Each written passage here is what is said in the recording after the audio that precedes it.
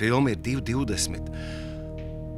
Godvārds, šī pirmā reize, kad es aizdomājos par to, ka tās ir īstenībā diezgan garas stundas. Līdz ar to vēl viens plusiņš šai filmai. Es nejūtu laiku. Es esmu piedzīvojis 90. Tāpēc man bija ļoti patīkami tajā fotoalbumā paskatīties bildītes un stāsts. Es to laiku atceros. Tāpēc, jā, man šis kino ir tāds, ko es iesaku draugiem. Visu laiku es jau esmu draugiem, man liekas, jo šis ir labāks par kefu īstenībā. Jā, ir izdevies noķert to sajūtu tā laika gruzoniņu, bet tajā pašā laikā ļoti daudz neziņas. Un tāpēc arī viegls rokenrols visam pāri, jo tu īsti nezini, uz kurien mēs ejam. Iespējams, ka rītdienas nemaz nebūs. Un tā ir garša, ko jums ir izdevies ļoti kompakti iepakot.